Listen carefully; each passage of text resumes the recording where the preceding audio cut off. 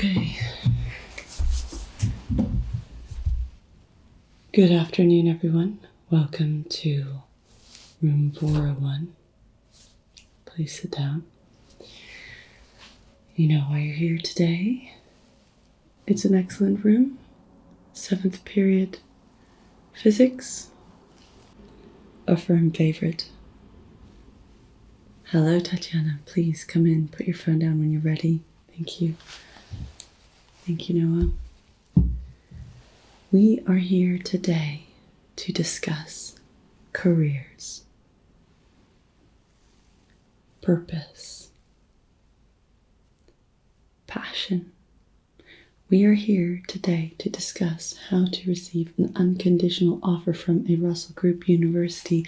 Trevor, could you put that gum back in your mouth or take it out completely, please? Make a choice. Thank you. I don't want to be here any more than you do. But listen, this is where we are. It's past 4 o'clock. The days are getting shorter. We could be doing anything. My family barely remembers what I look like. They just remember me from the monogrammed Stanley coffee flask family size, ironically, and the blurry figure who creeps out of the house and barrels into their car at 6 in the morning to come here and do some lesson plans. You're not even applying for universities for another year or 9 months if you're applying to Oxbridge. You need a bit longer to look at all the applications.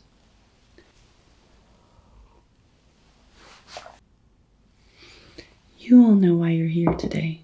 I don't have to remind you. You were either invited here because your teachers reported that you have outstanding academic potential, or you're here because your parents pressured us to give you the extra attention because being affluent and middle class is no longer a surefire guarantee. And maybe they had the resources to send you to a different school. Maybe they could have chauffeured you every day to the nearest grammar district without blinking. But at the time, they had different priorities. They thought the world was a different place. Our parents grew up in a different world than the one we occupy today. Perhaps worse, perhaps they believed the Mumsnet keyboard warriors who told them that these days, what with the advent of the wokerati, you have a better chance of getting into Oxbridge as a state-educated pupil in this country. Because finally, more than 50% of admissions to Oxbridge are state-sourced. Well, I tell them 7% of the population is privately educated. The majority, the vast majority of Britons are state-educated. Now, would anyone like to tell me what is the fraction of pupils who are educated state and make it into Oxbridge? That's right. It's still lingering somewhere around 70%. Now, Ahmed, you have an A+ in maths. Would you care to help us with this head scratcher?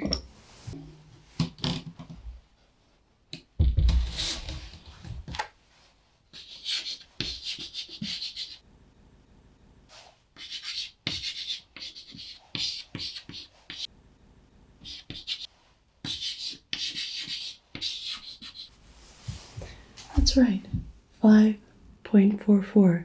You are more than 5 times less likely than someone down the road to be admitted to one of these fine ancient institutions. Now, you can get a perfectly satisfactory education from a red brick university, from a glass plate university, from a former polytechnic. But tell that to the House of Lords. Tell that to the High Courts. Do you know the percentage of top jobs that still go to the privately educated in this country? Let me tell you. let me refer to the Guardian. It wants me to accept some cookies before we do that. It says it's your choice, but it's not really, because I'm in the middle of a very important career session and I just have to click this button that says, yes, I'm happy. I'm not happy. A whopping 65% of senior judges comes from the private school sector, 57% of the House of Lords, 44% of newspaper columnists, 44% of top actors, and 30% of pop stars. Tatiana, I hope you're listening to this. Attended private schools. So what we're doing here is an important act. It is a political act. I am going to tell you how to get into those top schools. If it's the last thing I do, and it might be the last thing I do today, because I've been at school for 14 hours now. Do we just admit defeat? Do we not try? How about we take this school's most recent Ofsted report? Thank you. Very funny funnel. This one. This school's most recent Ofsted report, to heart, requires improvement. What if it's us ourselves who require improvement in our hearts? In our grades, I mean. I'm giving a presentation tonight at Fat Fighters, mixing up my scripts. By the way, for anyone who brought me this, I don't know whose parents brought me this, but thanks. This is, I won't tell my sponsor about this one. Oh, actually, it's pretty posh. This is more cocoa than sugar. I don't think I will be binging this anytime soon. Thank you, Noah. Bless you and your Pilates instructor mother. Much like Fat Fighters, this is a 10-step program.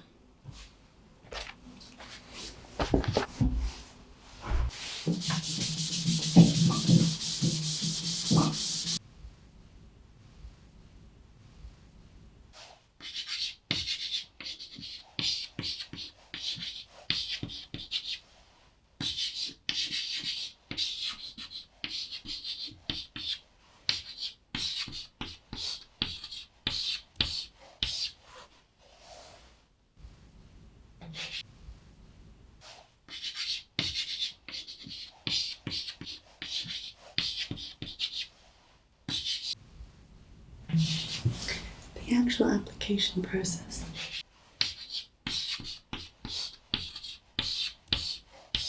is until step 5.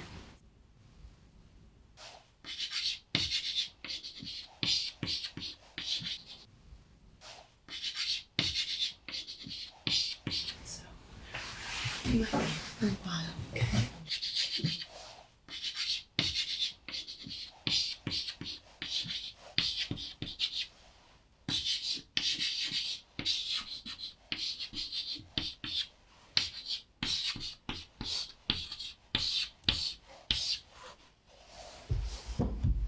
I am here to help you take ownership of your academic and career aspirations.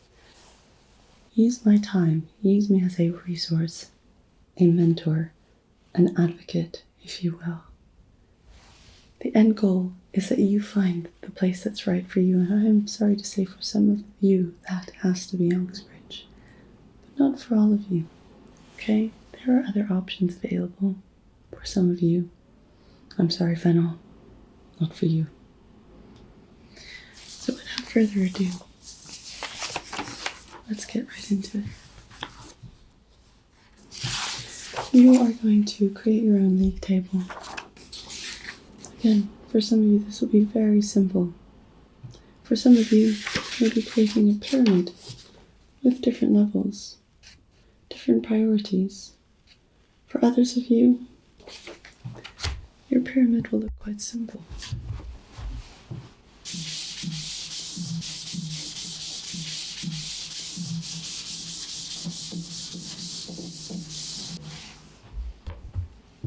Fennel, I'm going to draw this pyramid for you, okay?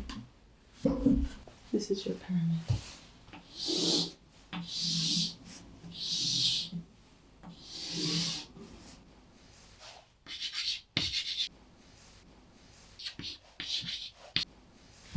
Then I'm going to take this cloth.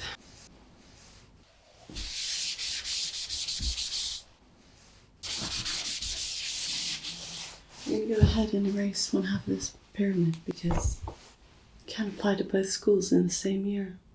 I know. It makes no sense. It's completely cruel and manipulative, but here we are. That's just the way it is. What we're going to do next. We're going to questions for another session. I'm going to do a personality profile with you, okay? And this is the DISC personality worksheet. It's a lovely worksheet. I've been using it for years. It gets results. It does. You're going to find out if you're trusting and enthusiastic, if you're precise and accurate, redundant, one or the other is fine. If you're detached, too careful. Find out all these things about you. Are you a good analyzer? Okay. I'm going to pass these around in a minute. I don't want you to fill them out. I don't want you to be honest. That's what we're going to do first. We're going to date that. We're going to look back at it in 5 years, like a little blast from the past. Now when you're looking at university courses, you have to think about what is your eventual career going to look like? What is the career that you would love? Okay. Now, I'm going to make it really simple for some of you.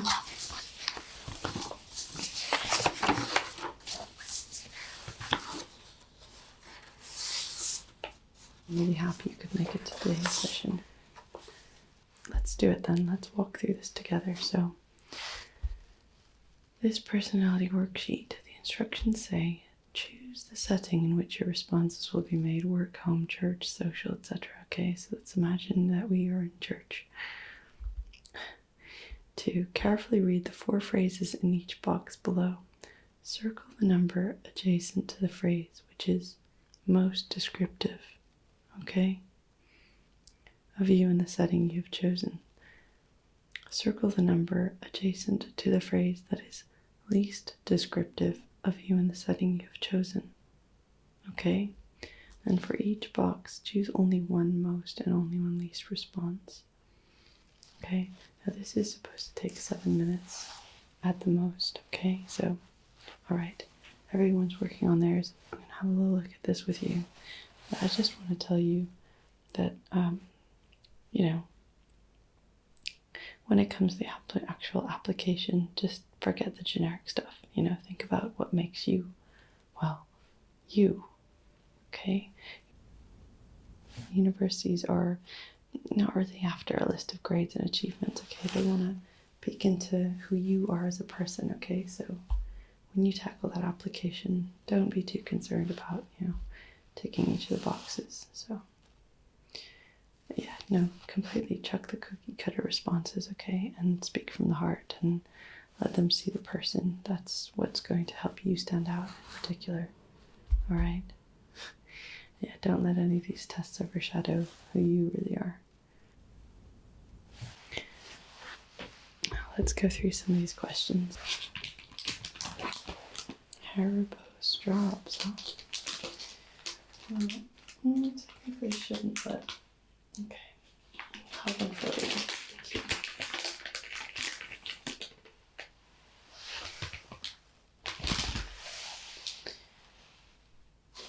I'm not going to eat this right now because I find it disgusting hearing other people chew, so. Okay, here we go.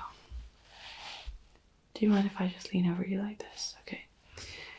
Trusting, enthusiastic, tolerant, respectful, courageous, adventurous, agreeable, accommodating.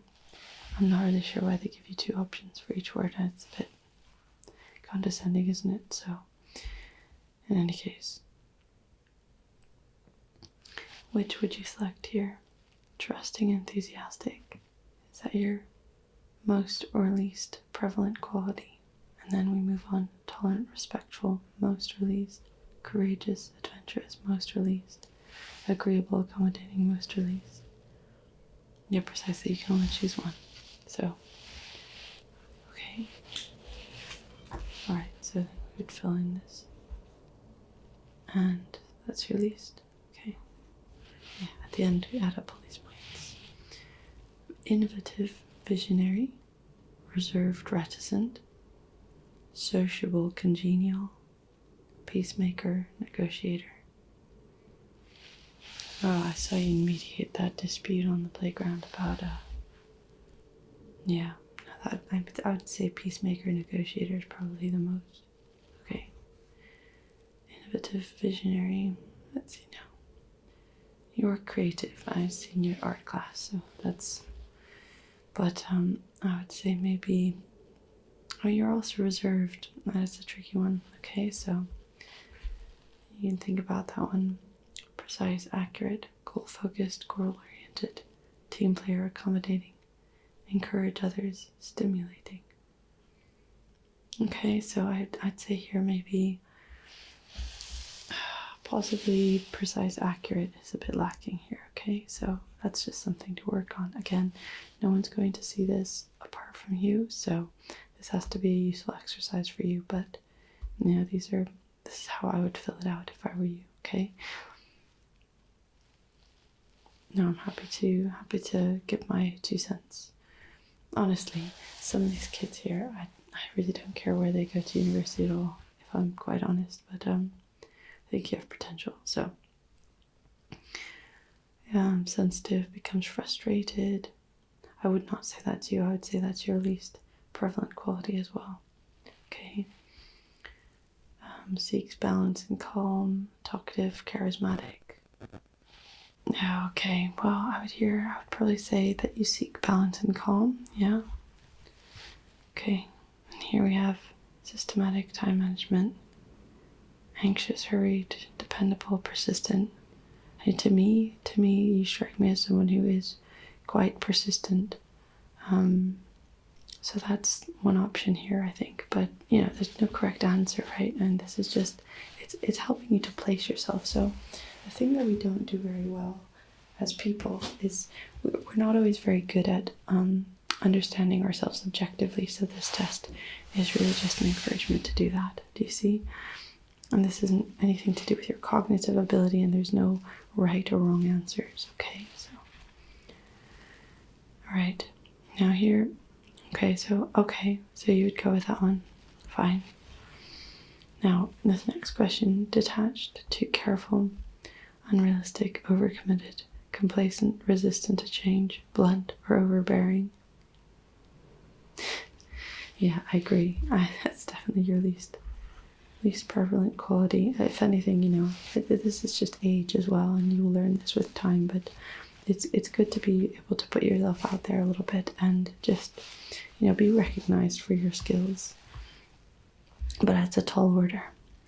Okay, so I would say that that's okay. Okay, I would agree with that. Now, with this next one, good analyzer, good listener, a good encourager. I think that's true. I think I've seen you do teamwork, and you're a champion of even like the weakest link in the group you're working with.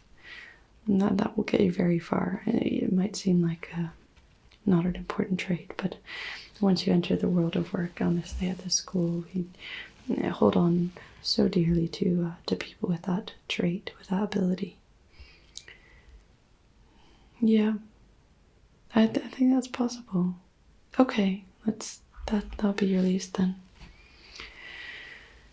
We'll wait to buy, patient. We'll buy on impulse, decisive. We'll spend on what I want, selfish. We'll do without, self-controlled. Okay. Okay. Perfect. Now, I think we're doing okay for time, and I've been talking a lot, so let's not worry about that too much. Here, are you rigid? Want things to be exact? avoids monotony, bored by routine,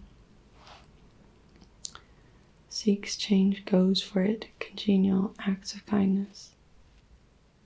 Interesting. I mean, that's possibly not how I would have filled this out, but okay.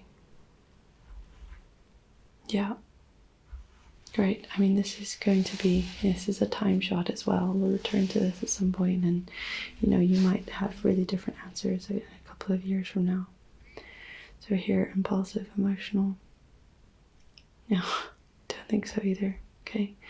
Calculating, overload with details, demanding, domineering. Okay. And the second table, affectionate, tender, simple, compliant, determined, wants results. Okay. Great. Wonderful.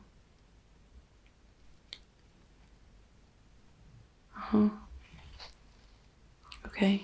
See, this gets really easy once you get into the mindset of it. Yeah. Oh, I don't know. Okay. Well, it's your choice. Okay. Yeah. No, that's fair enough. Okay, that's interesting. And you say that you're really into creative arts, so that might be something you pursue. Well, I guess traditionally you would say have a fallback in mind, if that doesn't work out, but I think there's a lot of ways to incorporate that in a different degree. Yeah, I mean, also university is not the be-all and end-all. Okay, there can be a really good reason for weighing up an apprenticeship or a trade instead, and that is not to say you're not incredibly bright, but I think in this society we do mistake having a university degree for some sort of test of your intelligence, and truly intelligent people, they can weigh up whether or not university will serve their end goal. Okay, so it is a huge investment of time and, let's face it, money these days, and really good to know exactly why you're doing it. And if you're doing it for the soft skills and, as a social lubricant, as a way of establishing a network in a particular field, or if your chosen path truly requires that qualification. But if it doesn't, be very frank with yourself about that. Don't do it because all your peers are doing it, Don't just go along with it because it seems like the most well-worn path. Do you know what I mean? Okay. Well, that's good that that's not a huge motivating force. Yeah, okay. Wonderful. Yeah, okay. Yeah, well, that's something to work on. That's good to know about. Okay. Now, what's between those two then? Maybe a bit of both, but in this case we just have to choose one. It can be a fairly arbitrary decision. Alright. Okay, now a couple of minutes left, so let's be thorough. Do you want to get to the facts, follow through, lead them, or persuade them? Yeah, now that's not a huge motivator then. Okay. And are you loyal, reflective, like a challenge and pioneering, analytical and tactful, or popular and persuasive? Well, popularity is overrated, let me tell you. Okay. What about these? Is it most more adjectives to apply to yourself, but yeah. Okay, excellent. And then here, authoritative or influencer, enjoys attention and new opportunities, avoids conflict, relaxed, goes by the book, diplomatic. Well, there's a time and place for that, isn't there? Okay, finally, creative, unique, bottom line organizer, results oriented, trustworthy, authentic, high standards, looks to benchmarks. Yeah, well, I would encourage you to acknowledge the things that you're good at there. I mean, these are, it's a humbling exercise really to realize that some of these traits are mutually exclusive, but That's not to say we don't possess all of these skills, and all these traits at different times in our lives. Most likely we will. Okay? Now, is there anything else that I can help you with while we're doing this exercise? Yeah, we can definitely have a look at that. Yeah. Let's see. I've got one copy here. So in this, you'll create your own league table. Okay. Now this was issued by the one single university, but it's really a very good handout, I think, to pinpoint some of the places that are currently of interest to you. Okay, so I would possibly choose from these factors and put them along the top. Now, there's not enough room for all of these factors, okay? So, yeah, you want to choose. Now, if you're considering living at home, then location is a really big factor. Assessment type, if you're looking at arts and humanities, these are typically reviewed by essay. That might be more pertinent if you struggle with a particular type of assessment, such as an exam, then and entry requirements, it shouldn't be an issue because you will have the grades to get into most any university of your choice. Okay, so apart from this, you might want to weigh up accommodation and living costs are completely irrelevant. Student satisfaction it's a difficult one to measure because it's measured by outsiders and they take a very limited snapshot of what they see. And there are surveys that are run by the universities themselves, but they have the type of biases that you might imagine.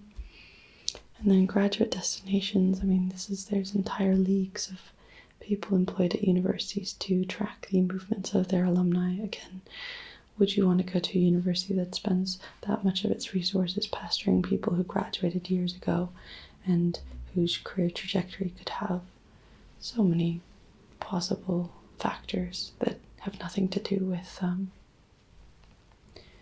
where they studied? So I think some of these are quite limited metrics.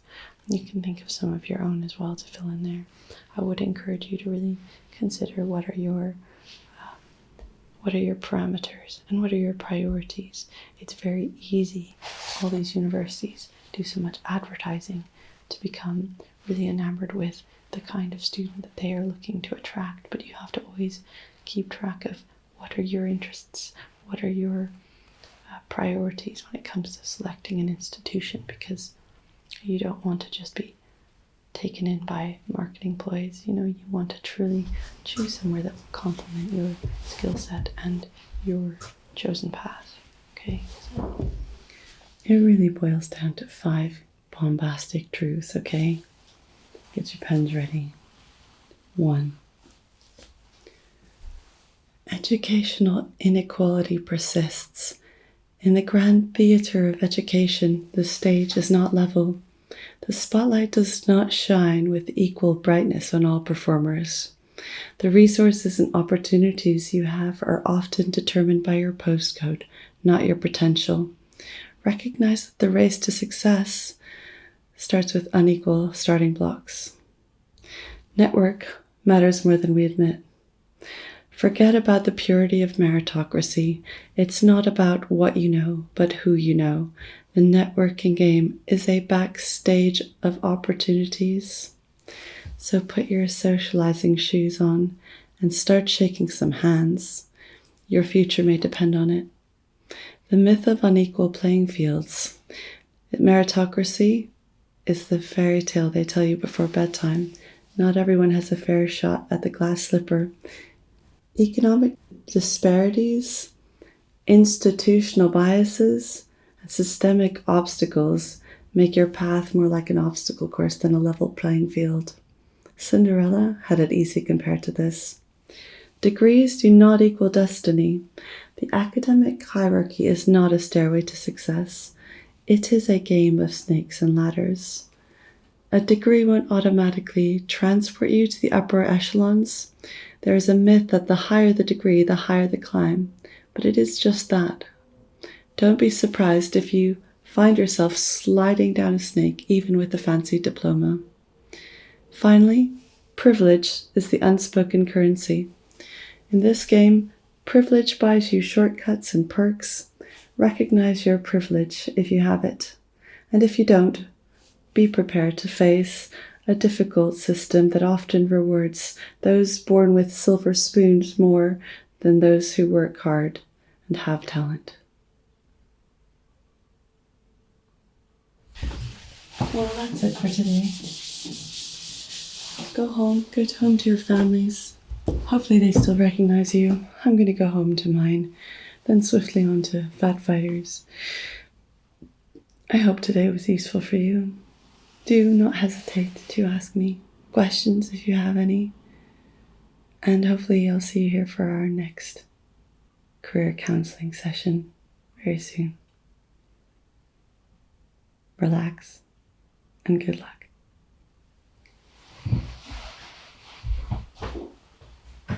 Thank you. No, thank you for coming. No, it was wonderful. Thank you. All right, take care. Thank you. Take care. And remember, don't watch Saltburn, okay? If you need some light entertainment, watch the 1981 Jeremy Irons Brideshead Revisited. Okay? No, under no means is a woman called Emerald Fennel to be trusted. Present company excluded Fennel. Apologies.